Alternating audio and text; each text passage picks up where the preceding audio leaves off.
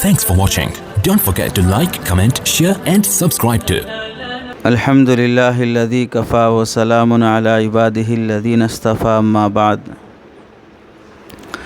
فاعوذ باللہ من الشیطان الرجیم بسم اللہ الرحمن الرحیم واذکرن ما یتلی فی بیوتکن من آیات اللہ والحکمہ صدق اللہ العظیم اللہم صلی علی سیدنا محمد وعلی آل سیدنا محمد وبارک وسلم اللہم صلی علی سیدنا محمد وعلی آل سیدنا محمد وبارک وسلم اللہم صلی علی سیدنا محمد وعلی آل سیدنا محمد وبارک وسلم۔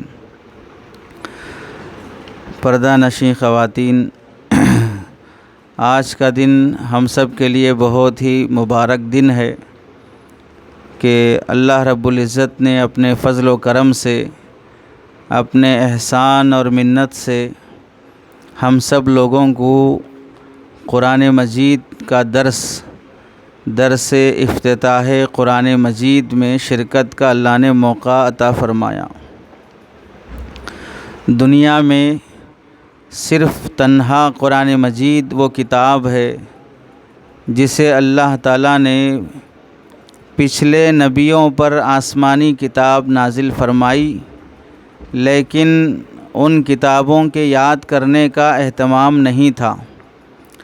پچھلے نبیوں میں اللہ نے جو آسمانی کتابیں نازل فرمائی، ان کتابوں کے سمجھنے سمجھانے، پڑھنے پڑھانے اور اسے ازبر یاد کرنے اور ان کتابوں سے مسائل جو اللہ کے بیان کیے گئے ہوئے احکامات کو سامنے رکھ کر امت کو بعد میں ہدایت اور رہبری کرنے کا نظام ویسا نہیں تھا جیسا اللہ نے اس امت کو عطا کیا ہے۔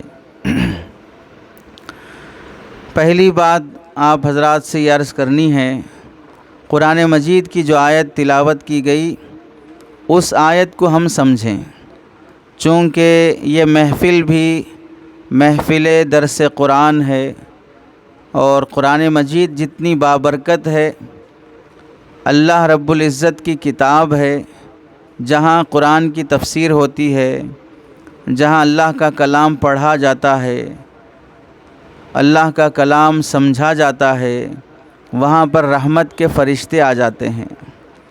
اب ہماری اس محفل میں ہمیں یہ یقین رکھنا چاہیے کہ اس محفل درس قرآن میں اللہ کے فرشتے موجود ہیں، تو اس لحاظ سے ہمیں اس محفل کا ادب و احترام ہونا چاہیے۔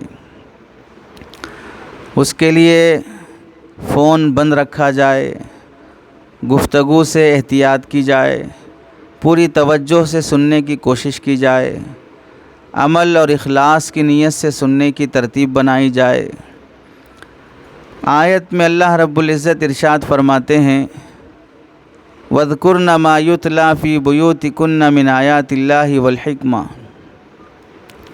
یہ آیت اللہ تعالیٰ ہمارے اور آپ کے نبی کریم صلی اللہ علیہ وسلم کی بیویوں کے بارے میں اللہ نے نازل فرمایا ہے۔ نبی کی بیویوں سے بڑھ کر دنیا کی کسی بھی مرد کی بیوی نہیں ہو سکتی ہے، یعنی ہم مرد ہیں، دوسری عورتیں ہیں، کسی بھی مرد کی بیوی نبی کی بیوی کے برابر ہرگز نہیں ہو سکتی ہے۔ نبی کی بیویوں کا مقام بہت بلند مقام ہوتا ہے۔ جیسے آپ لوگوں نے بھی دیکھا ہوگا، کوئی اللہ والے ہیں، بزرگ ہیں، آل رسول سے ہیں، تو ان کے گھر والیوں کا بھی احترام کیا جاتا ہے کہ وہ سید گھرانے کے خاندان کی عورت ہے، وہ فلاں بڑے بزرگ کی بیوی ہے، فلاں بڑے بزرگ کی بیٹی ہے، تو ان نسبتوں کا احترام کیا جاتا ہے۔ سب سے بڑی نسبت نبی کریم صلی اللہ علیہ وسلم کے خاندان سے جڑ جانا اور نبی کی بیوی بن جانا، یہ نسبت تو اتنی بڑی ہے کہ اللہ تعالیٰ فرماتے ہیں کہ یا نساء النبی لستن کاحد من النساء، اے نبی کی بیویوں تم عام بیویوں کی طرح نہیں ہو، تمہارا درجہ اور مقام بڑا ہوا ہے۔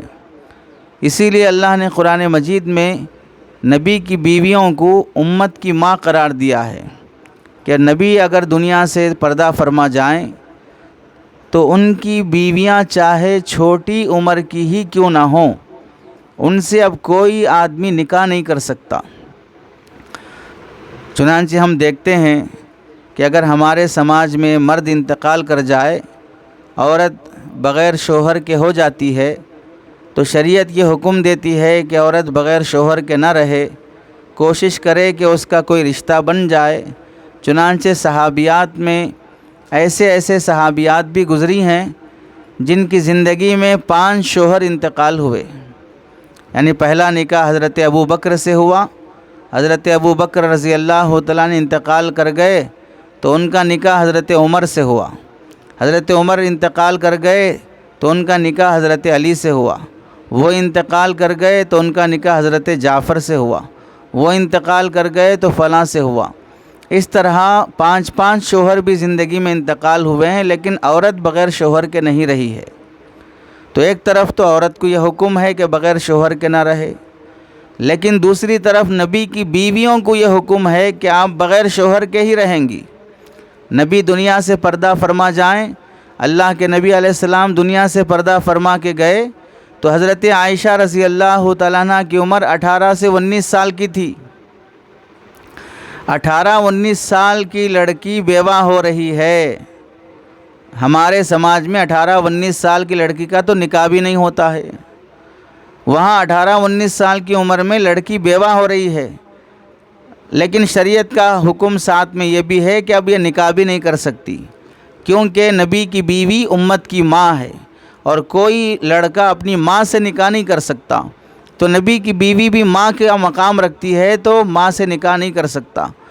اس کے بعد حضرت عائشہ رضی اللہ تعالیٰ عنہ 50 سال تک باحیات رہیں، تو اب ظاہر سی بات ہے 50 سال تک بغیر شوہر کے رہنا، تو نبی کی بیویوں کا مقام اس سے معلوم ہو گیا کہ وہ عام عورتوں کی طرح نہیں ہوتی ہیں۔ دوسری بات یہ بھی سمجھ لیں، جس کے گھر میں مفتی صاحب ہوتے ہیں، حافظ صاحب ہوتے ہیں، عالم صاحب ہوتے ہیں، تو عموماً ایسا ہوتا ہے کہ ان کے گھروں میں دینداری کی امید کی جاتی ہے کہ بھئی ان کے گھر میں تو مولانا ہیں، حافظ صاحب ہیں، عالم صاحب ہیں، مفتی صاحب ہیں، وہ ان کے گھروں میں بے پردگی کیسے ہوگی، وہ کیسے رسومات کریں گے؟ اور ظاہر سی بات ہے، اس کی مثال ایسی ہے جیسے کہ ڈاکٹر ہے کسی کے گھر میں، تو اگر کوئی آدمی بیمار ہو جاتا ہے تو لوگ کیا سمجھتے ہیں، بھئی ان کو کیا مسئلہ ہے، ان کے گھر میں ہی ڈاکٹر ہے۔ اور ایسے ہی جیسے مثال کے طور پر کسی کے گھر کے مرد کا کاروبار ڈرائی فروٹس کا ہے، تو طاقت کے لیے بچوں کو کچھ اچھی غذا کھلانا ہے تو ہمیں تو دکان سے ڈرائی فروٹ خرید کے لانا پڑتا ہے، لیکن جس کے والد ہی ڈرائی فروٹ کا کاروبار کرتے ہیں تو ان کو تھوڑی کہا جائے گا کہ بھئی آپ کے والد کو بولو کہ ڈرائی فروٹ کھلائے۔ بھائی ان کے گھر میں تو ڈرائی فروٹ کے ڈبے پڑے رہتے ہیں، چونکہ ان کے والد صاحب کا کاروبار ہی ہول سیل کاروبار ہے۔ تو جس کے گھر میں جو خاصیت ہوتی ہے، جو کام میں شوہر رہتا ہے، وہ گھر میں وہ چیز عام رہتی ہے۔ اگر ڈاکٹر ہے تو ٹریٹمنٹ ہے، دوائیاں ہیں، یہ سب گھر میں پڑی رہتی ہیں، بلکہ بچہ 4 سال 5 سال کا بچہ بھی باپ کی نقل کرنے کے لیے وہ بی پی چیک کرنے کا لے کے ڈاکٹر کے ایکٹنگ کرے گا، شوگر چیک کرنے کا لے کے ایکٹنگ کرے گا، تو بچہ بھی باپ کے جیسا کرنا شروع کر دیتا ہے۔ تو ویسے لوگوں کو کیا بتائیں گے کہ بھئی آپ کے گھر میں علاج کرانے کے لیے بول کے تو نہیں بول سکتے۔ تو جس کے گھر میں دیندار باپ ہوتا ہے، دیندار مرد ہوتا ہے، تو وہاں یہ امید کی جاتی ہے کہ وہاں کی عورتیں بھی دیندار ہوں گی۔ تو اب بتائیے پورے دینداروں میں سب سے بڑے دیندار کون ہیں؟ نبی کریم صلی اللہ علیہ وسلم۔ آپ سے بڑا دیندار دنیا میں کون ہو سکتا ہے؟ آپ سے بڑا بزرگ کون ہو سکتا ہے؟ تو جس کے گھر میں نبی کریم صلی اللہ علیہ وسلم ہوں، نبی کی بیویاں، آپ کے گھر میں اللہ کے نبی آتے ہیں، آپ کے بستر پہ سوتے ہیں، آپ کے ساتھ کھانا کھاتے ہیں، آپ کے ساتھ نماز پڑھتے ہیں، اور قرآن مجید نازل جب ہوتا ہے تو وہ آیتیں آپ کو پڑھ کے سناتے ہیں، چنانچہ سب سے پہلی وحی آنے کے بعد اللہ کے نبی علیہ السلام نے حضرت خدیجہ کو سنایا، بیوی کو سنایا سب سے پہلی وحی، گھر کی افراد کو سنایا، حتیٰ کہ حدیثوں میں آتا ہے کہ حضرت عائشہ رضی اللہ تعالیٰ عنہ کی گود میں اللہ کے نبی علیہ السلام سر رکھ کر لیٹے ہوتے، اسی حالت میں وحی آنا شروع ہو جاتی، بستر پر بازو لیٹے ہوئے ہیں وحی آنا شروع ہو جاتی۔ تو ایسا برکت والا گھر جن کے گھر میں قرآن نازل ہوتا ہو، ہم اور آپ کوئی گھر خریدیں یا گھر کی اوپننگ ہو یا گھر بنائیں تو کوشش کرتے ہیں کہ قرآن خوانی ہو جائے، چند حفاظ اکرام آ کر ہمارے گھر میں قرآن کی تلاوت کریں تو برکت آ جائے گی۔ تو ہم چند حفاظ کو زندگی میں ایک دو بار قرآن پڑھا لینا گھر بلا کر اسے جب برکت کا ذریعہ سمجھتے ہیں، تو آپ بتائیے محمد الرسول اللہ صلی اللہ علیہ وسلم جن کے گھر میں ہوں، فرشتے ان کے گھر میں آتے ہوں، قرآن ان کے گھر میں نازل ہوتا ہو، اللہ کا رسول جن کے گھر میں ہوتے ہیں تو تلاوت فرماتے ہوں، رسول اللہ خود ان کے گھر میں تلاوت فرماتے ہوں، وحی میں نازل کی گئی آیتیں اپنے گھر والوں کو پڑھ کر سناتے ہوں، اس سے بڑا برکت والا گھر کون سا ہو سکتا ہے؟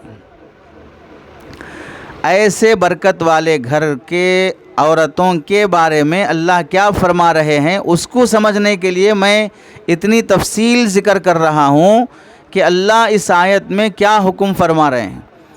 آیت کا حکم کیا ہے؟ وَاذْكُرْنَ مَا يُتْلَى فِي بُيُوتِكُنَّ مِنْ آيَاتِ اللَّهِ وَالْحِكْمَةِ، اے نبی کی بیویوں، اے نبی کی بیٹیوں، اے نبی کی بیویوں، جو قرآن مجید تمہارے شوہر محمد الرسول اللہ تمہیں پڑھ کر سناتے ہیں، ان آیتوں کو یاد کرو، ان قرآن کی آیتوں کو سمجھا کرو۔ جو حدیث تمہارے نبی تمہارے شوہر محمد الرسول اللہ تم کو پڑھ کر سناتے ہیں وہ حدیثیں یاد کرو، وہ حدیثیں سمجھا کرو۔ اس آیت کے تحت میں مفسرین نے لکھا ہے، سنو، جب اللہ تعالی رسول اللہ کی بیویوں کو یہ فرماتے ہیں کہ قرآن سمجھنا تمہاری ذمہ داری ہے، قرآن پڑھنا یاد کرنا تمہاری ذمہ داری ہے، اے نبی کی بیویوں تم اس غلط فہمی میں نہیں رہ سکتے کہ ہمارے گھر میں تو رسول اللہ ہے، ہمارے گھر میں تو محمد الرسول اللہ ہے، ہمارے گھر میں فرشتے آتے ہیں، ہمارے گھر میں قرآن اترتا ہے، ہمارے گھر میں نبیوں کا نبی موجود ہے، ان کے ہوتے ہوئے ہمیں قرآن پڑھنے کی کیا ضرورت ہے، ہمیں قرآن سمجھنے کی کیا ضرورت ہے؟ جب کوئی مسئلہ آئے گا ہمارا نبی ہے، ہمارے شوہر ہیں، یہ خود ہمیں بتا دیں گے، ہمیں سنبھال لیں گے۔ اس غلط فہمی میں مت رہو، نبی ہونے کی وجہ سے تمہاری ذمہ داری ختم نہیں ہو سکتی کہ تم کو جو قرآن یاد کرنا ہے، تم کو جو قرآن سمجھنا ہے، اس قرآن کی ذمہ داری تم پر سے ختم نہیں ہو سکتی۔ نبی پر قرآن اترے گا، نبی قرآن سمجھے گا، نبی قرآن سمجھائے گا، نبی اپنے قرآن کی اور دین کی تبلیغ امت میں کرے گا، لیکن ان نبی کے اپنے فرائض کی وجہ سے، ذمہ داریوں کی وجہ سے تم نبی کی بیوی ہونے کی غلط فہمی میں مت رہو، خوش فہمی میں مت رہو کہ نبی کی بیوی ہیں تو اب ہمیں قرآن پڑھنے اور سمجھنے کی کیا ضرورت ہے۔ تو اس آیت سے اللہ نے کتنی بڑی تاکید فرمائی ہے امت مسلمہ کی عورتوں کو، جب اللہ تعالیٰ نبی کی بیویوں کو بھی آرڈر کرتے ہیں کہ قرآن سمجھنا تمہاری ذمہ داری ہے، تو عام عورتیں جو 1400 سال کے بعد ظالم حکمرانوں کے زمانے میں پیدا ہوئی ہیں، میڈیا کے زمانے میں ہیں، بے حیائی کے زمانے میں ہیں، انٹرنیٹ، یوٹیوب، فیس بک جیسی بے حیائی کے زمانے میں ہیں، فنکشن ہالوں کو آباد کرنے کے زمانے میں ہیں، ایسے زمانے میں عورتیں اپنے آپ کے بارے میں کیسے ایسی خوش فہمی اور غلط فہمی میں رہیں گی کہ ہمیں قرآن سمجھنے کی ذمہ داری ہم پر نہیں ہے؟ یہ علماء کی ذمہ داری ہے قرآن سمجھنا، ہماری ذمہ داری صرف اتنے سورے پڑھ لینا جس سے نماز ہو جائے، بس اتنا ہی ہے، ہمیں قرآن سمجھنے کی ضرورت نہیں ہے۔ یہ کتنی بڑی غلط فہمی ہے۔ تو آیت سے ہمیں پہلا سبق یہ معلوم ہوا کہ اللہ کے نبی کی بیویوں کو بھی قرآن پڑھنا پڑتا ہے، قرآن سمجھنا پڑتا ہے، قرآن یاد کرنا پڑتا ہے۔ تو اللہ کے نبی کی بیویوں کے علاوہ چاہے صحابہ کی بیویاں ہوں، تابعین کی بیویاں ہوں، تبع تابعین کی گھر والیاں ہوں، اولیاء، محدثین، فقہاء، علماء، مفتیان اکرام کی گھر والیاں ہوں یا ان کی بیٹیاں اور مائیں ہوں، ان سب کی ذمہ داری تو بدرجے اولا ہے کہ تمہارے گھر میں تو نبی نہیں ہے، تمہارے گھر میں تو رسول اللہ نہیں ہے، تمہارے گھر میں حضرت جبرائیل قرآن لے کر تو نہیں آتے ہیں، تم تو 1400 سال کے بعد پیدا ہوئے ہو، تو اب تمہاری ذمہ داری بنتی ہے تم یہ احساس پیدا کرو کہ ہمیں قرآن سمجھنا ہے۔ دوسری بات یہ سمجھانی ہے کہ آپ پڑھی لکھی خواتین ہیں، کالج پڑھی ہیں، انگریزی جانتی ہیں، اور آپ میں سے بہت سی خواتین ڈگریاں کی ہوئی ہیں، جاب بھی کرتی ہیں، تو آپ بتائیے آپ کے فون پر بینک سے کوئی میسیج آیا یا آپ کے فون پر کمپنی سے کوئی میسیج آیا، کوئی ای میل آیا، تو آپ اس ای میل اور میسیج کو پڑھنا ضروری سمجھیں گی یا نہیں سمجھیں گی؟ پڑھی لکھی عورت، اسے کسی کمپنی سے، کسی بینک سے میسیج آ رہا ہو، پڑھنا ضروری سمجھے گی یا نہیں سمجھے گی؟ یا اسے اس کے بیٹے دبئی میں رہتے ہوں، کویت میں رہتے ہوں، یا اس کے شوہر UK US میں رہتے ہوں، انہوں نے وہاں سے کوئی میسیج بھیجا، ٹیکسٹ میسیج بھیجا یا واٹس ایپ میسیج بھیجا یا میل کیا، تو پڑھی لکھی عورت اپنے شوہر کے اور اپنے بیٹے کے اس میسیج کو پڑھنا ضروری سمجھتی یا نہیں سمجھتی ہے؟ پڑھی لکھی ہے تو ضروری سمجھے گی، پڑھی لکھی جاہلہ ہے تو ضروری نہیں سمجھے گی۔ میرے شوہر کا میسیج ہے، کیا لکھے ہیں، پڑھنا چاہیے، تو آپ بتائیے شوہر کا میسیج پڑھنا ضروری ہے، بیٹے کا میسیج پڑھنا ضروری ہے، بینک سے آیا میسیج پڑھنا ضروری ہے، کمپنی سے آیا ای میل پڑھنا ضروری ہے، لیکن رسول اللہ جو ای میل، جو میسیج، جو قرآن مجید کے ذریعے سے ہم تک لائے ہیں، اس میسیج کو پڑھنا ضروری نہیں ہے؟ رسول اللہ کی طرف سے جو ای میل ہمیں بھیج رہے ہیں قرآن مجید کی شکل میں، کیا اس ای میل کو پڑھنا ضروری نہیں ہے؟ اس میسیج کو سمجھنا ضروری نہیں ہے؟ تو اگر کسی عورت کو عربی لینگویج نہیں آتی ہے، اگر کسی عورت کو انگلش لینگویج نہیں آتی ہے، تو کیا وہ یہ سمجھ کر پتہ نہیں کیا کیا میسیجز آ رہے ہیں، کون دیکھے گا، یہ سمجھ کر چھوڑ دے گی؟ یا جب اسے شوہر نے کہا دیکھو میں میسیج کیا ہوں ایک بار پڑھ لو، بیوی کیا کرے گی اگر پڑھنا نہیں آتا ہے یا پڑھنے کے بعد سمجھنا نہیں آتا ہے؟ پڑھے لکھے بیٹے کو بولے گی، پڑھے لکھے بھائی کو بولے گی، پڑھے لکھے باپ کو بولے گی میرے شوہر نے میسیج کیا ہے تھوڑا پڑھ کر بتاؤ کیا ہے، میرے بیٹے نے میسیج کیا ہے تھوڑا پڑھ کے بتاؤ کیا ہے۔ اگر پڑھنا نہیں آتا یا پڑھنے کے بعد میسیج پورا سمجھ میں نہیں آتا، چونکہ لینگویج میں اتنی پڑھی لکھی بھی نہیں ہوں، تو پڑھے لکھے لوگوں سے ہم اپنا وہ میسیج یا وہ ای میل حل کرنے کی کوشش کرتے ہیں۔ تو اسی طرح قرآن مجید عربی لینگویج میں ہے، ہم کو عربی لینگویج نہیں آتی، تو جن کو آتی ہے ان سے وہ میسیج پڑھوائیں گے، ان سے وہ ای میل پڑھوا کر وہ میسیج سمجھنے کی کوشش کریں گے۔ اسی لیے علماء ہوتے ہیں جو اللہ کی طرف سے آئے ہوئے اس میسیج کو پڑھ کر امت کو سمجھانے کی کوشش کرتے ہیں۔ تو قرآن مجید سمجھنا امت کی ذمہ داری ہے۔ نبی کریم صلی اللہ علیہ وسلم کے صحابہ ایمان قبول کرنے کے بعد، صحابیات اسلام قبول کرنے کے بعد، سب سے پہلا کام صحابہ اور صحابیات نے جو کیا وہ ہے قرآن مجید سیکھنا۔ گھر گھر قرآن کی تعلیم، گھر گھر مکتب کا نظام۔ آج گھروں میں مدرسے بھی ہیں، مکتب بھی ہے، ٹیوشن بھی ہے۔ ہم بچے کو مدرسہ بھیج کر پڑھا لیں، مکتب بھیج کر پڑھا لیں، یا پڑھانے والے مول صاحب کو گھر بلا لیں، لیکن 1400 سال پہلے کتنے مدرسے تھے، کہاں کہاں ایڈمیشنز جاری تھے، کہاں کہاں مکتب چلتے تھے صبح شام کے، کون کون سے علماء پڑھایا کرتے تھے، ظاہر سی بات ہے جو صحابی ایمان لائے، اسلام قبول کیے، وہ قرآن سیکھنا شروع کر دیتے، وہ صحابیہ قرآن سیکھنا شروع کر دیتی، اپنے بیٹوں کو سکھاتی، صحابہ اپنی بیویوں کو سکھاتے، ہر گھر مدینہ منورہ کا، ہر بستی مدینہ منورہ کی قرآن مجید کی حافظہ، قرآن مجید کی صورتیں یاد کرنا، قرآن مجید کے چھوٹی چھوٹی صورتیں اپنے معصوم بچوں کو حفظ کرانے کا اتنا شوق رہتا تھا کہ ایمان لانے کے بعد سب سے زیادہ فخر کی بات صحابہ کے لیے قرآن کی طرف توجہ دینا، قرآن پڑھنا، حفظ کرنا، قرآن سمجھنا، یہ کام صحابہ کا ہوتا تھا۔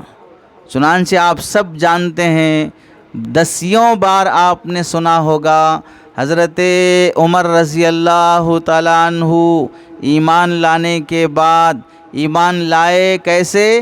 بہن قرآن مجید گھر میں پڑھ رہی تھی، بہن قرآن مجید سکھا رہی تھی، صحابی بہن کے گھر میں آ کر قرآن پڑھا رہے تھے۔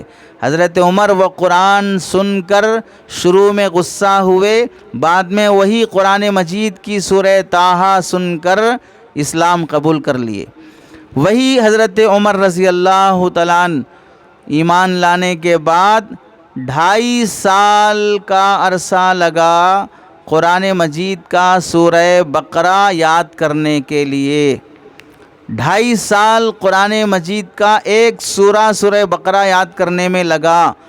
علماء نے لکھا ہے کہ حضرت عمر جیسے صحابی کو ایک سورہ 2.25 پارے 2.5 پارے کے قریب کا یاد کرنے کے لیے 2.5 سال کیوں لگا؟ تو علماء فرماتے ہیں صحابہ کا معمول یہ تھا، قرآن مجید کی جو آیت یاد کرتے، اسے سمجھتے، اس پر عمل کرتے، اس کے بعد دوسری آیت کی طرف آگے بڑھتے، سمجھے بغیر، عمل کیے بغیر صرف قرآن یاد کرنے کے لیے آگے نہیں بڑھا کرتے تھے۔ اہتمام اس کا بھی ہوتا تھا جیسے یاد کر رہا ہوں ویسے سمجھتا بھی چلوں، ویسے عمل کرتا بھی چلوں۔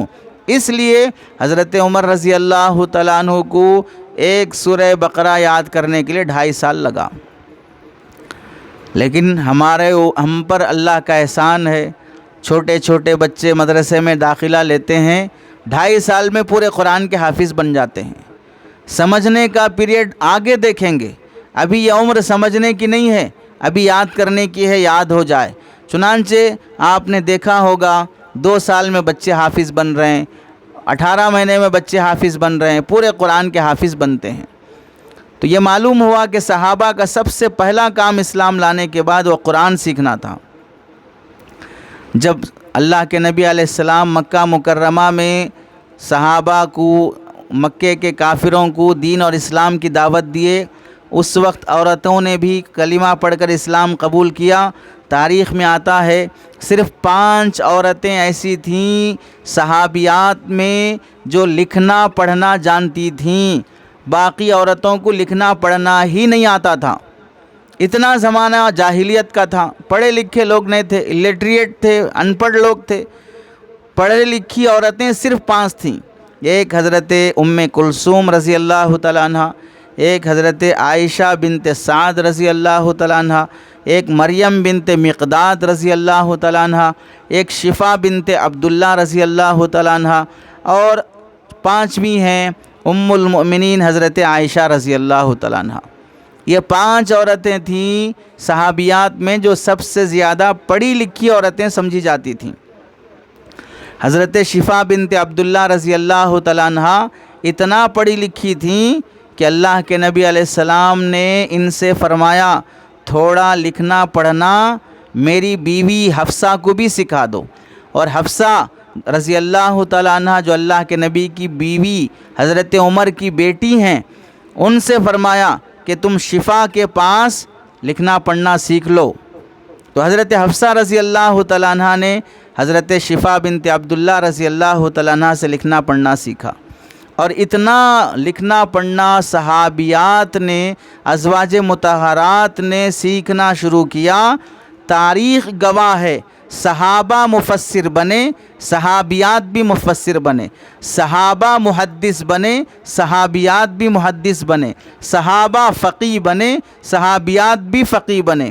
فتویٰ دینا، مسئلہ بتانا صحابہ کا کام تھا، تو عورتوں میں بھی اتنی مہارت رکھنے والی عورتیں تھیں، وہ بھی مسئلہ بتاتی تھیں، وہ بھی فتویٰ دیتی تھیں۔ بیان کرنا صحابہ کا کام تھا، عورتوں میں بھی ایسی مہارت والی پیدا ہو گئیں کہ وہ بھی بیان کرتی تھیں۔ شعر شاعری کرنا صحابہ کا کام تھا، عورتوں میں بھی ایسی شاعرہ پیدا ہو گئیں کہ ان کے اشعار سے جنگ میں جانے والے مجاہدوں کو ہمت پیدا ہو جاتی تھی۔ صحابہ میں ٹریٹمنٹ کرنا، میڈیسن دینا، علاج کرنا، یہ کام صحابہ نے اختیار کیا، تو صحابیات میں بھی ایسی پیدا ہو گئیں کہ وہ بھی ڈاکٹری کرنے والی بن گئیں، علاج معالجہ کرنے والی بن گئیں۔ تو صحابہ جس فیلڈ میں آگے بڑھے، صحابیات بھی اس فیلڈ میں آگے بڑھے۔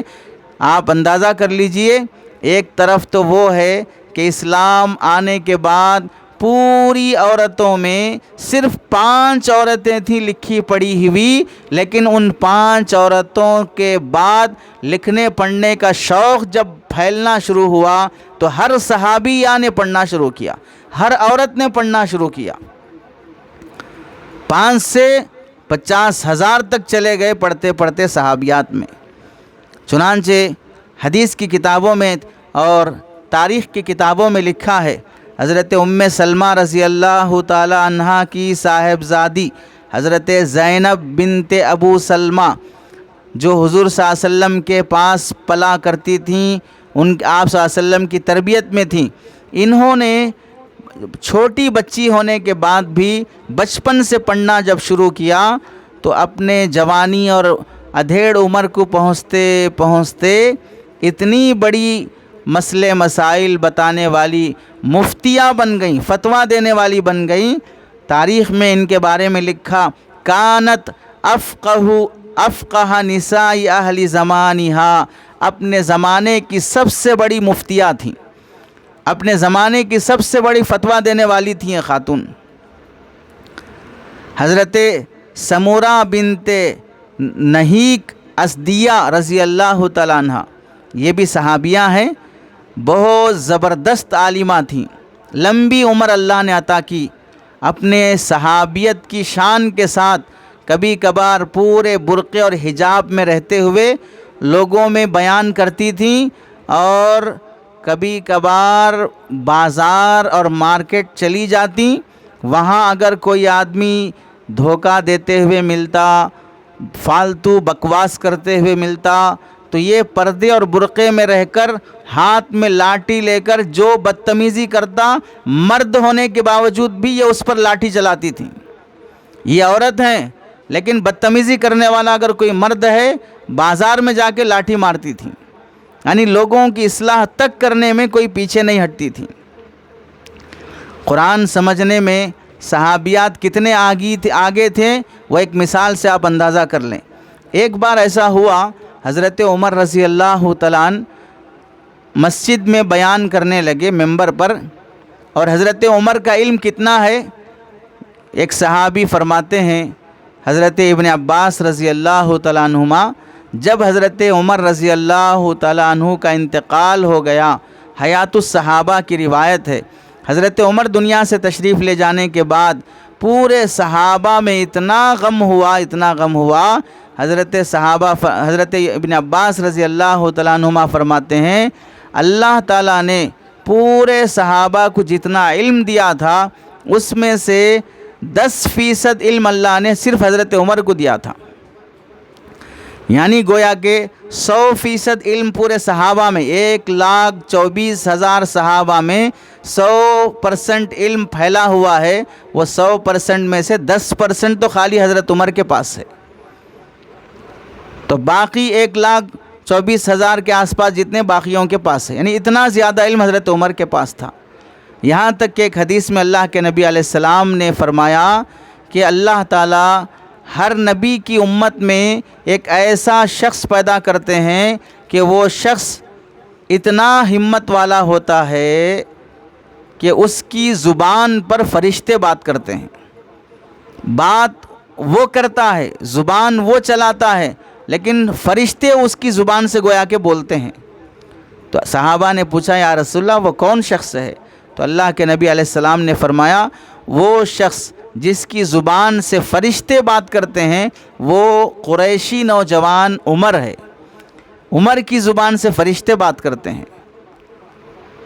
ایک حدیث میں اللہ کے نبی علیہ السلام نے فرمایا اللہ تعالیٰ نے جتنا علم مجھے دیا، میں نے وہ علم اللہ نے مجھے دودھ کی شکل میں دیا، میں وہ دودھ کا گلاس پیٹ بھر کر پیا، اور پیٹ بھر کے پی کے فارغ ہونے کے بعد وہ دودھ کا گلاس میں نے ابو بکر کو دے دیا، اور ابو بکر نے پیٹ بھر کر وہ دودھ کا گلاس پیا، پھر وہ دودھ کا گلاس انہوں نے عمر کو دے دیا، پھر عمر نے بھی خوب سیراب ہو کے دودھ پیا۔ مطلب کیا ہے اس کا؟ اللہ نے جتنا علم مجھے دیا وہ علم میں نے ابو بکر کو دیا، وہ علم پھر وہاں سے عمر کو ملا رضی اللہ تعالیٰ عنہ مجمعین۔ اتنے زبردست عالم تھے حضرت عمر رضی اللہ تعالیٰ عنہ۔ لیکن اس کے بعد بھی دیکھیں عورتیں کتنی حاضر جواب اور کتنا علم رکھنے والی ہوتی تھیں۔ ایک بار حضرت عمر رضی اللہ تعالیٰ عنہ مسجد میں بیان فرمائے، اور بیان میں کیا فرمایا؟ عورتوں سنو، شادی کرتے وقت مہر مانگنا، مہر لینا عورت کا حق ہے، اسی واسطے شادی میں اور مہر متعین کیا جاتا ہے۔ جہیز دینا، جہیز مانگنا یہ شریعت میں ناجائز اور حرام ہے، رشوت ہے۔ لینے والا بھی گنہگار، دینے والا بھی گنہگار، لینے والا بھی رشوت خور، دینے والا بھی رشوت خور۔ اور حدیث میں ہے الراشی والمرتشی کلاہما فی النار، رشوت لینے والا بھی جہنمی ہے، رشوت دینے والا بھی جہنمی ہے، جہیز لینے والا بھی جہنمی ہے، جہیز دینے والا بھی جہنمی ہے، رشوت کھانے والے دوزخ میں جائیں گے۔ اس واسطے جہیز کی شریعت میں اجازت نہیں ہے۔ ہاں مہر عورت کا حق ہوتا ہے۔ اس زمانے میں عورتیں بہت زیادہ مہر مانگا کرتی تھیں، جیسے آج کے زمانے میں بہت زیادہ جوڑا جہیز مانگنے والے فقیر اور بھکاری پائے جاتے ہیں۔ جتنے لڑکے والے ہیں عام طور سے شادی کے موقع پر بھکاری بن جاتے ہیں، فقیر بن جاتے ہیں، لڑکی والوں کے سامنے ہاتھ پھیلا پھیلا کر مانگتے رہتے ہیں۔ اسی واسطے ہمارے سماج میں منگنی مستقل ایک رسم ہے۔ منگنی کسے کہتے ہیں؟ مانگنے کے واسطے جانا، اسی کو منگنی کہتے ہیں۔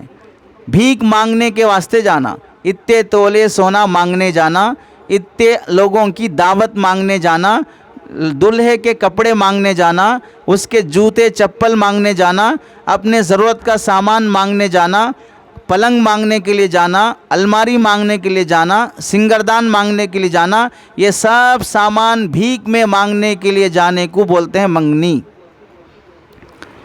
صحابہ کے زمانے میں منگنی کا کوئی تصور نہیں تھا، کیونکہ وہاں دینے والے تھے، مانگ کر کھانے والے بھکاری نہیں تھے۔ وہاں مہر لینے کا رواج اتنا زیادہ تھا، صحابیات ہزاروں درہم میں مہر مانگا کرتی تھیں، اور جس کو جتنا زیادہ مہر ملا وہ اتنا عزت والی عورت شمار ہوتی تھی، جس کی وجہ سے بعض مرتبہ شادی کرنے کے لیے لڑکے پر بہت بوجھ ہو جاتا تھا کہ اتنا زیادہ مہر کہاں سے دیں گے، جس کی وجہ سے وہ شادی سے پیچھے ہٹ جاتے یا بڑی مشکل سے قرضوں میں پڑ کر مہر ادا کرتے تھے۔ تو حضرت عمر رضی اللہ تعالیٰ عنہ کو جب معلوم ہوا، ممبر پر کھڑے ہو کر بیان فرمایا، اور اس میں فرمایا حضرت عمر رضی اللہ تعالیٰ عنہ نے کہ اے عورتوں، مہر 40 درہم 40 اوقیہ سے زیادہ مت بڑھاؤ، 40 اوقیہ سے زیادہ مہر مت بڑھاؤ، اور ایک اوقیہ 40 درہم کا ہوتا ہے۔ تو حضرت عمر رضی اللہ تعالیٰ عنہ نے فرمایا 40 اوقیے سے زیادہ مہر مت بڑھاؤ۔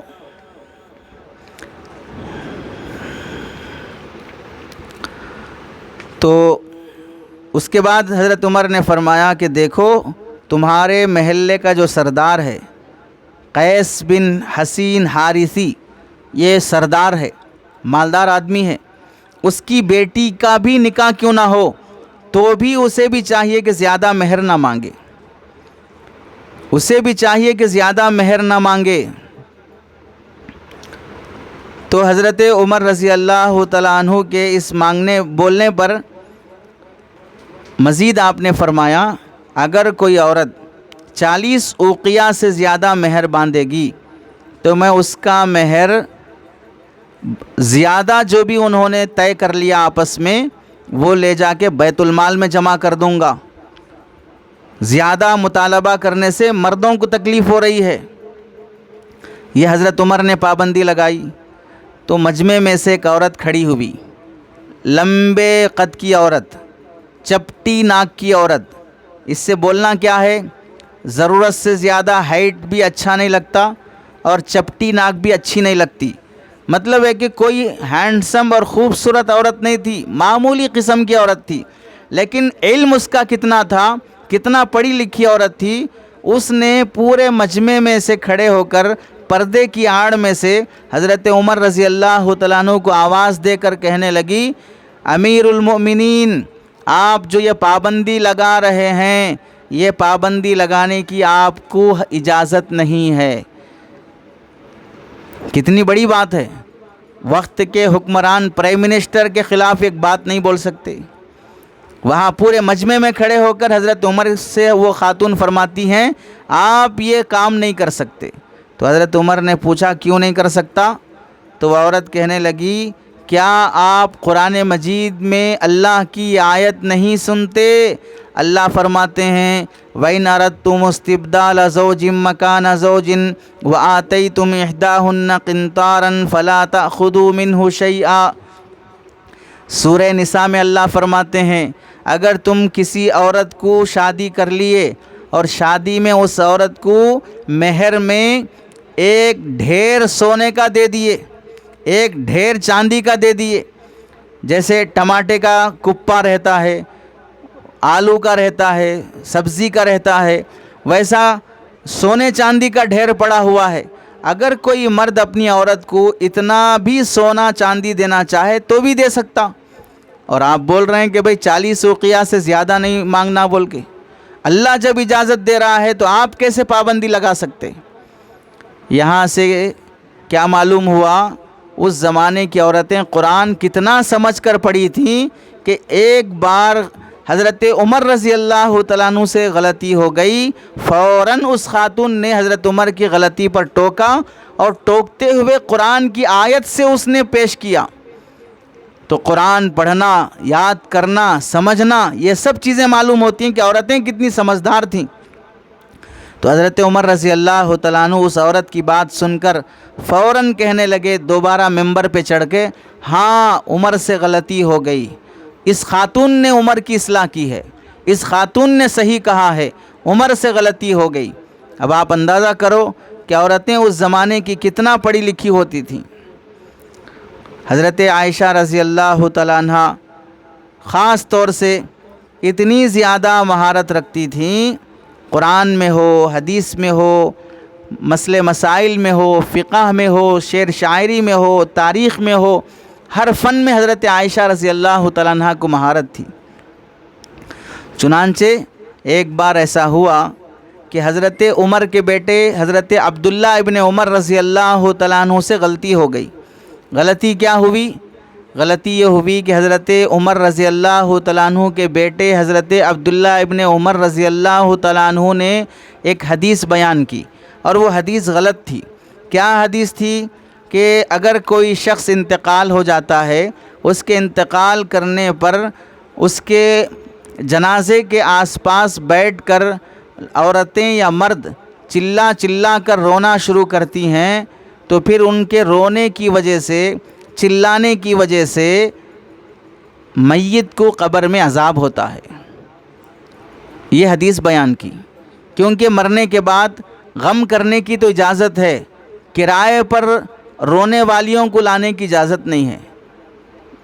اپنا من بنا بنا کر رونا نہیں بھی آ رہا ہو تو بھی زبردستی سے رونے کی اجازت نہیں ہے، یہ شریعت میں ناجائز اور حرام ہے۔ اب حضرت ابن عمر نے یہ حدیث بیان کی، کہ رونے والیوں کے رونے سے میت کو قبر میں عذاب ہوتا ہے. تو حضرت عائشہ رضی اللہ تعالیٰ عنہ نے فرمایا مرنے والے کو یہاں بیٹھ کر رونے والیوں کی وجہ سے عذاب نہیں ہوتا، بلکہ اسے عذاب اس کے اعمال کی وجہ سے ہوتا ہے. البتہ رونے والیاں خود عذاب میں مبتلا ہیں. رونے والی عورت خود عذاب میں مبتلا ہے. کیوں عذاب میں مبتلا ہے؟ اس لیے کہ تم کو کون بولے اتنا رو بول کے؟ اتنا زیادہ رونے کی تم کو کون اجازت دیے؟ ایکسٹرا رونا شروع کر لیے ہے تم، ضرورت سے زیادہ ایڈوانس میں رونا شروع کر لیے تم. اس واسطے تم عذاب میں مبتلا ہو. تمہارے رونے کی وجہ سے میت کو عذاب نہیں ہوگا. تو آپ بتائیے، صحابی ہیں، صحابیہ ہیں حضرت عائشہ. حضرت ابن عمر سے غلطی ہو گئی، فوراً حضرت ابن عمر کو ٹوکا کہ تم نے جو حدیث بیان کی وہ نہیں ہے ویسا. حتیٰ کہ حضرت عمر رضی اللہ تعالیٰ عنہ فرمایا کرتے تھے علموا نساءکم سورۃ النور، اپنی عورتوں کو سورۃ النور خاص طور سے پڑھاؤ اور سکھاؤ. قرآن مجید کے 18ویں پارے میں سورۃ النور خاص طور سے عورتوں کے لیے ہے. اس واسطے وہ عورتیں جو مسلمان ہیں سورۃ النور سمجھنے کی کوشش کریں، سورہ کہف سمجھنے کی کوشش کریں، اور وہ آیتیں جس میں اللہ نے عورتوں کے احکامات بیان کیے ہیں اسے پڑھنے کا اہتمام کریں. قرآن مجید سمجھنے کا شوق اور جذبہ عورتوں میں اس قدر زیادہ پایا جاتا تھا. ایک تو قرآن مجید حفظ کرنا. ہمارے زمانے میں دیکھ لیں، بہت سی عورتوں کے ذہن میں یہ ہے کہ بچی کو حافظہ بنانے سے کیا فائدہ، بھول جاتی ہے بچی، اس لیے حافظ بنانا بیکار ہے.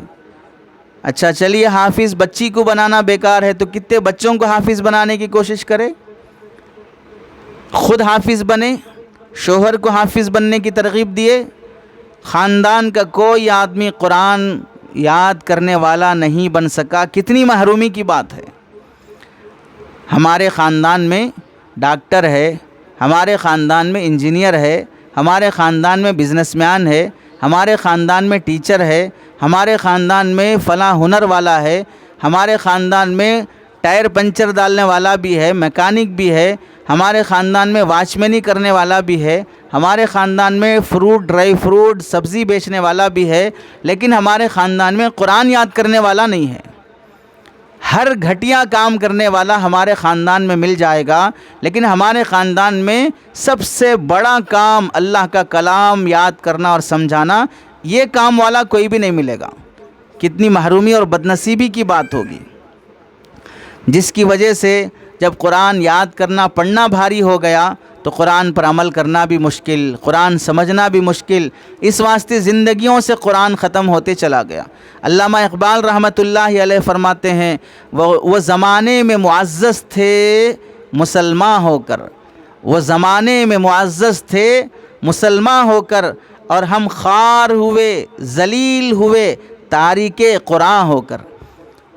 جو لوگ زمانے میں معزز تھے وجہ تھی وہ مسلمان تھے، پکے مسلمان تھے، اور آج ہم اپنے زمانے میں ذلیل ہیں اس وجہ سے کہ ہم قرآن چھوڑ دیے ہیں. صحابیات قرآن یاد کرنے کا اتنا شوق رکھتے تھے.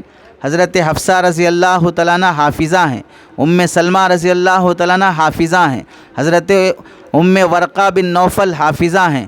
کئی صحابیات قرآن مجید یاد کیا کرتی تھیں، قرآن کی چھوٹی بڑی صورتیں ازبر کرتی تھیں. صحابیات میں سے کسی صحابیہ کا گھر ایسا نہیں تھا جس میں قرآن ہر عورت کو کچھ نہ کچھ یاد نہ ہو. شام ہوتی تھی، مغرب ہوتی تھی تو ہر گھر میں قرآن کی تلاوت گونجتی تھی. جیسے بہت سے گھروں میں قوالیاں چلتی ہیں، بہت سے گھروں میں نعتیں لگتی ہیں، بہت سے گھروں میں گانے ہوتے ہیں، ویسے صحابیات کے گھروں میں رات ہوتے ہی قرآن کی آوازیں گونجنا شروع ہو جاتی تھیں.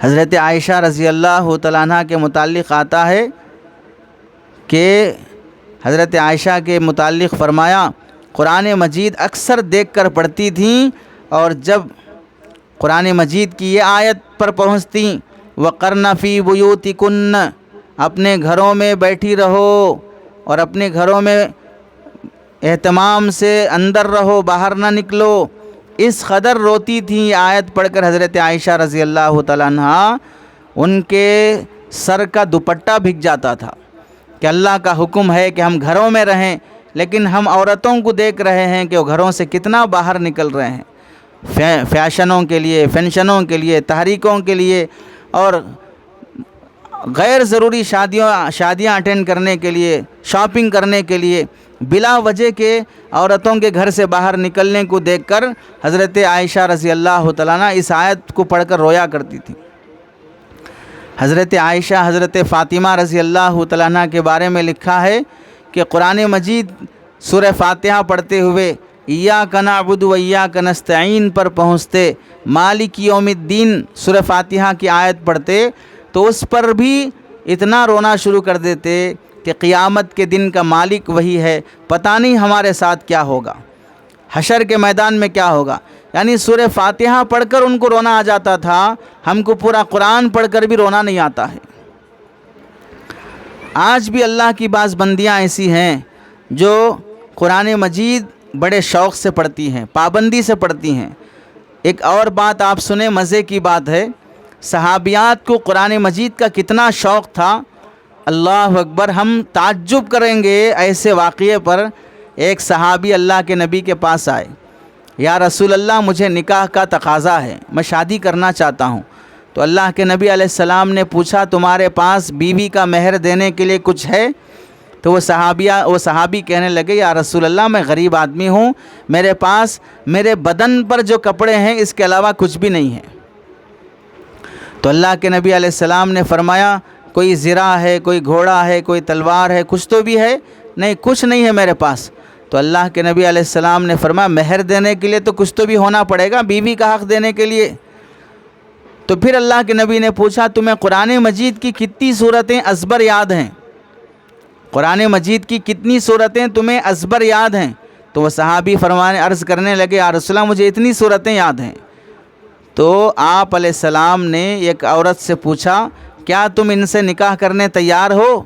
یہ ان کے پاس پیسہ نہیں ہے مہر دینے کے لیے، آپ قربان جائیے ایسی عورتوں پر۔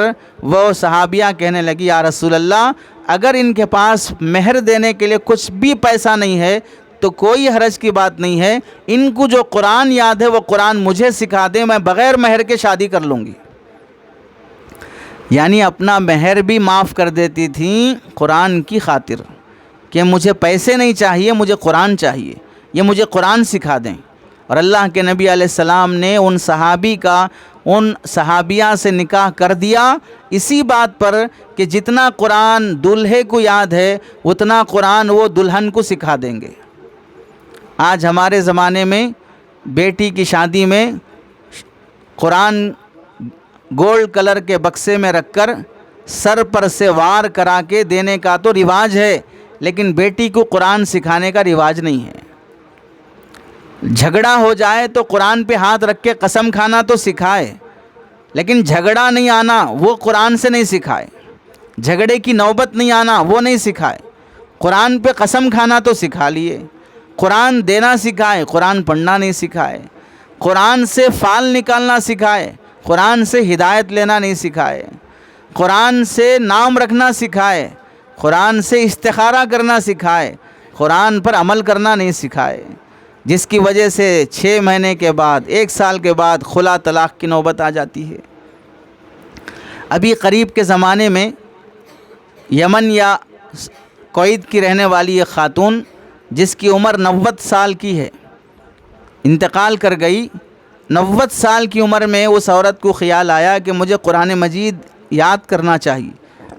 اب بڑھاپے میں بال سفید ہو گئے، سر، بھاؤں، پلکوں سب کے بال سفید ہو گئے، بینائی بھی ختم ہو گئی، گھٹنوں اور کمر میں بھی درد آ گیا۔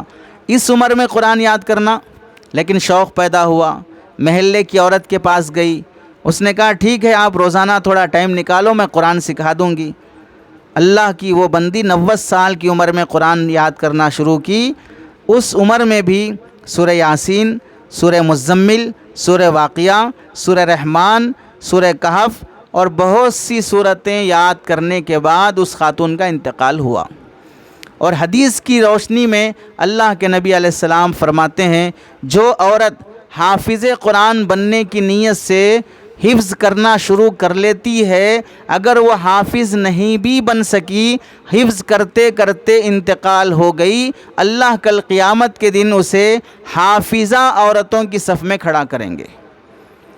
اللہ کل قیامت میں اسے حافظہ عورتوں کی صف میں کھڑا کریں گے، کیونکہ زندگی اگر ہوتی تو وہ حفظ کرنے کے لیے تیار تھی، زندگی نے وفا نہیں کیا جس کی وجہ سے وہ حفظ نہیں کر سکی، اللہ اس کے عمل کے بجائے اس کے جذبے اور نیت کے صدقے سے اسے حافظوں کی صف میں کھڑا کرتے ہیں۔ کتنی بڑی بات ہے۔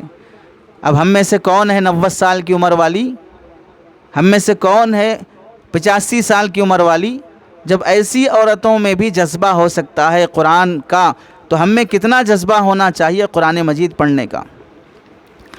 قرآن مجید سمجھنے کے سلسلے میں آپ دیکھیں صحابیات ہر آیت کو کتنا سمجھ کر پڑھنا چاہتی تھیں۔ حضرت حفصہ رضی اللہ تعالیٰ عنہ کے متعلق لکھا ہے کہ ایک مرتبہ قرآن مجید کی ایک آیت سمجھ میں نہیں آئی، تو حضور پاک صلی اللہ علیہ وسلم سے اس کی تفسیر پوچھے، مطلب کیا ہے اس کا، کیا تفسیر ہے قرآن مجید کی وہ آیت کی؟ کہ اللہ کے نبی علیہ السلام نے ایک بار فرمایا کہ میں امید کرتا ہوں کہ جو صحابہ جنگ بدر میں اور جنگ صلح حدیبیہ میں تھے وہ صحابہ جہنم میں نہیں جائیں گے، مجھے اللہ سے امید ہے، یہ اللہ کے نبی نے فرمایا۔ تو حضرت حفصہ رضی اللہ تعالیٰ عنہ نے فوراً پوچھا، اللہ تو قرآن مجید میں فرماتے ہیں کہ ہر مرنے والے کو جہنم پر سے گزرنا ہوگا، کہاں فرماتے ہیں وَإِن مِّنكُمْ إِلَّا وَارِدُهَا، تم میں سے ہر آدمی کو جہنم پر سے گزرنا ہوگا، یہ قرآن کی آیت ہے۔ آپ میری بہنیں مائیں غور سے سنیں کہ اللہ کے نبی کو صحابیہ قرآن بتا رہی ہیں کہ اللہ تو قرآن میں بتا رہے ہیں، کس کو بول رہی؟ نبی علیہ السلام کو بول رہی ہے۔ جس نبی نے امت کو قرآن سکھایا اسی نبی کو قرآن کا حوالہ دے رہی ہے خاتون حضرت حفصہ رضی اللہ تعالیٰ عنہ زوجہ مطہرہ۔ تو اللہ کے نبی علیہ السلام نے حضرت حفصہ رضی اللہ تعالیٰ عنہ کو قرآن کی اس آیت کا مطلب سکھایا، بتایا۔ کیا بتایا؟ قرآن میں وَإِن مِّنكُمْ إِلَّا وَارِدُهَا، جہنم میں تم میں سے ہر شخص کو گزرنا پڑے گا۔ اس کا مطلب آگے بھی اللہ نے قرآن مجید میں فرمایا ہے ثُمَّ نُنَجِّي الَّذِينَ اتَّقَوْا وَنَذَرُ الظَّالِمِينَ فِيهَا جِثِيًّا، اللہ نے قرآن میں یہ بھی فرمایا ہے تم میں سے جو متقی لوگ ہیں ہم ان کو جہنم سے بچا لیتے ہیں، اور جو ظالم اور گنہگار لوگ ہیں ان کو ہم جہنم میں ڈالتے ہیں۔ تو معلوم ہوا جب متقی لوگوں کو اللہ جہنم سے بچا لیتے ہیں تو ان کو جہنم پر سے گزرنا بھی نہیں ہوگا۔ تو قرآن کی کوئی آیت سمجھ میں نہیں آتی تھی تو صحابیات ان آیتوں کو سمجھنے کی کوشش کرتی تھیں، اللہ کے نبی علیہ السلام سے پوچھنے کا اہتمام کرتی تھیں۔ چنانچہ آپ دیکھیں قریب زمانے میں بھی بعض ایسی بندیاں گزری ہیں صحابیات اور تابعیات میں سے۔ ایک مرتبہ حضرت علی رضی اللہ تعالیٰ عنہ کی بیٹی حضرت زینب رضی اللہ تعالیٰ عنہ اپنے زمانے میں چند عورتوں کو لے کر سورہ مریم کی تفسیر کر رہی تھیں۔ عورت ہیں قرآن کی تفسیر کر رہی ہیں عورتوں کو بٹھا کر۔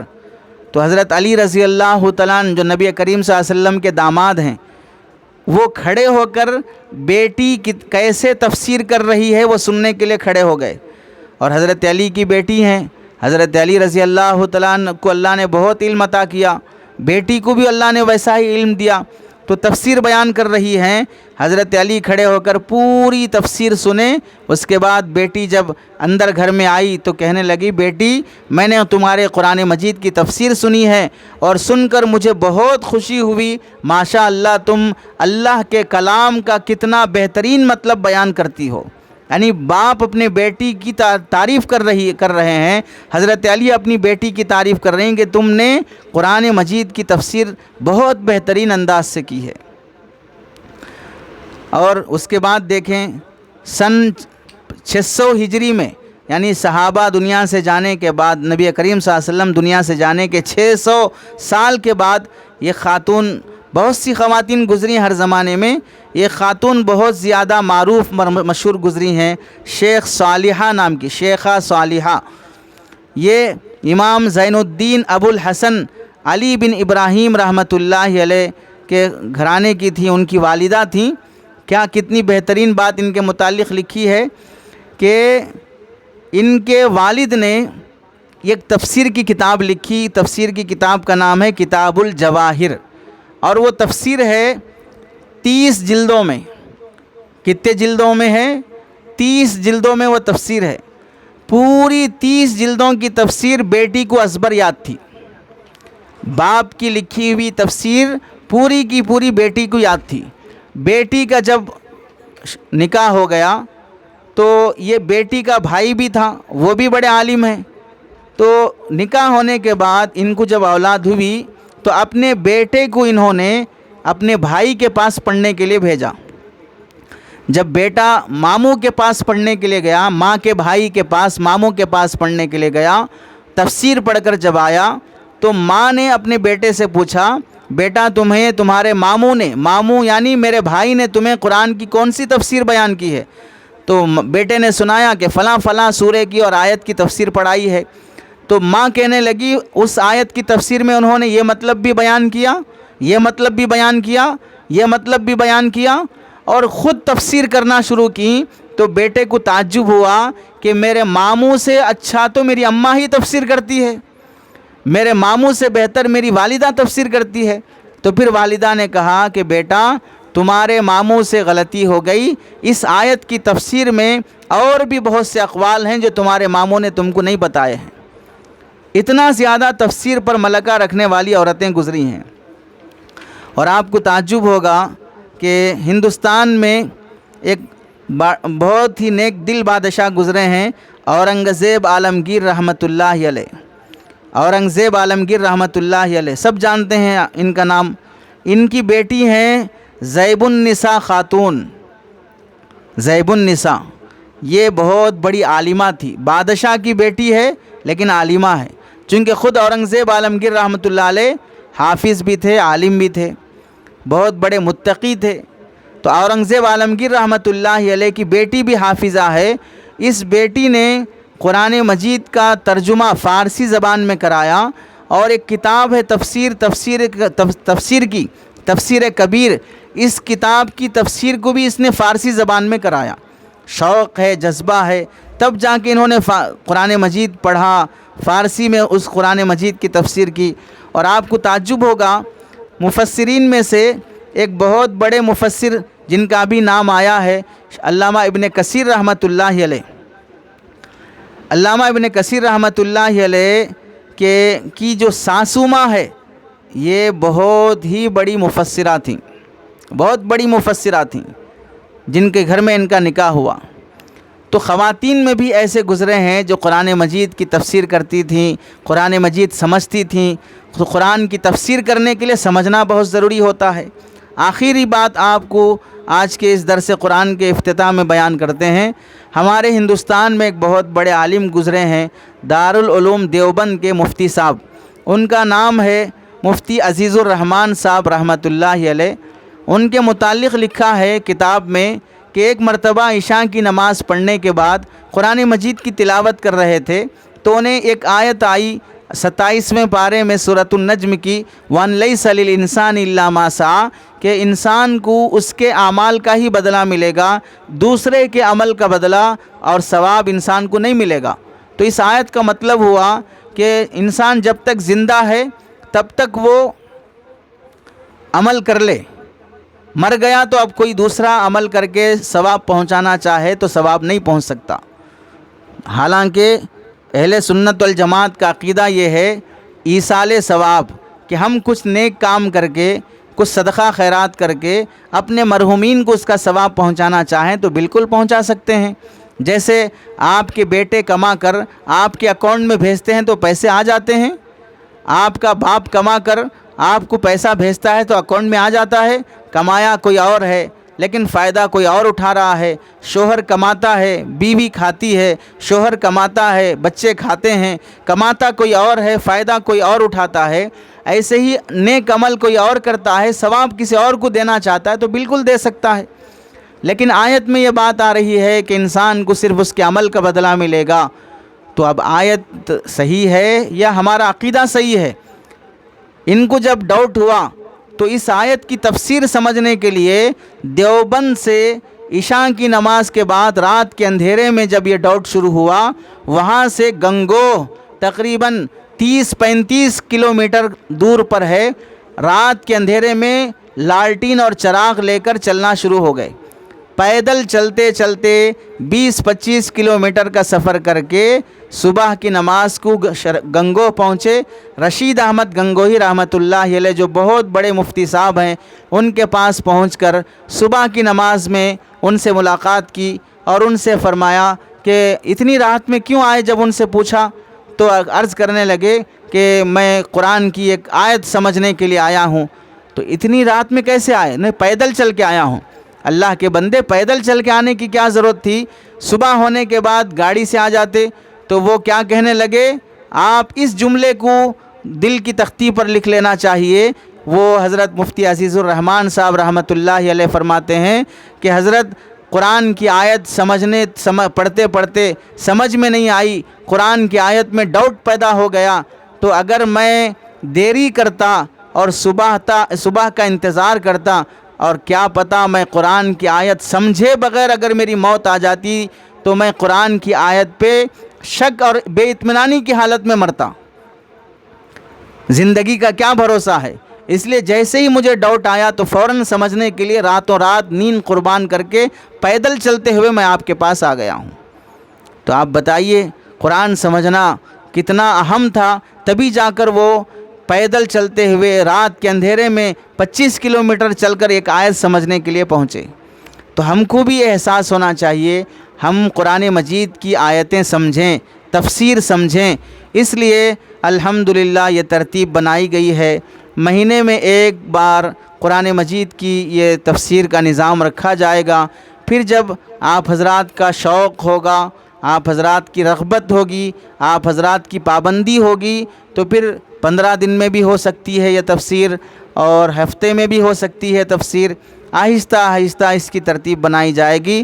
ہر مہینے میں ایک دن طے کر کے، مہینے کا چہارشنبے کا دن ہو یا ہفتے کا دن ہو یا اتوار کا دن ہو یا مہینے کا آخری ہفتے کی دوپہر، مہینے کی آخری ہفتے کی دوپہر میں ہو سکتا ہے یہ ترتیب بن جائے گی انشاءاللہ۔ اس کا ایک گروپ بھی بنا دیا جائے گا تفسیر کا، جس میں آپ کو میسیج پہنچ جائے گا۔